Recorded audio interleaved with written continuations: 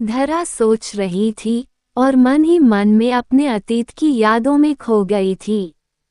वो कभी टूटी फूटी अंबर की यादों से अच्छी तरह परिपूर्ण थी। कुछ ऐसे नजर आ रहे थे वो अतीत के साए। वो जिस भूल से भी अंबर के बारे में सोचती, उसे धरा के आंसू आ जाते थे। कितने दिन बीत गए और अब धरा का अतीत उसे क्या कह रहा था, ये वह नहीं समझ पा रही थी। खैर, उसके अतीत का दौर जब भी चलता है तो उसे कितनी ही बार यह सोचता है कि क्या अंबर धरा एक हो पाएंगे, क्या अंबर और धरा एक हो सकते हैं।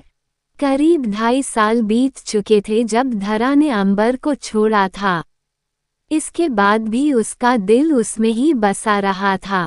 वो कभी कभी सोचती थी कि अंबर उसे माफ कर देगा, लेकिन कभी ऐसा कुछ नहीं हुआ। अंबर का चेहरा, उसकी मुस्कान, सब उसे याद आता रहता था।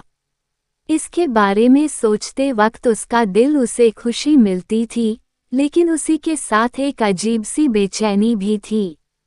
धरा काफी परेशान थी। फिर एक दिन धरा ने सोचा कि अब वह और देर नहीं करती। वह अंबर के पास जाकर सब कुछ साफ कर देगी। उसने घबराते हुए दिल से तय किया कि पहले वह अंबर और फिर सबको यकीन दिखाएगी कि अंबर और धरा एक हो सकते हैं। धरा की कहानी की आखिरी बारी थी। क्या उसे उसका पसंदीदा कुत्ता किट्टू मिल पाता? और क्या उसे अंबर से वह सच्ची मोहब्बत मिल पाती? धरा की तय कीमत क्या थी? आखिरकार धरा की कहानी पूरी होकर रह गई। उसने अंबर को खोज लिया और कमबख्त उसके साथ खुशियों की बहार लूट ली। वो अंबर के साथ खुशियां मनाने, गलियों में घूमने और उसके साथ किट्टू के साथ खेलने लगी। आखिरकार वो अंबर को फिर से पा लिया था और उसके जीवन का अंबर धरा अब एक हो गया था।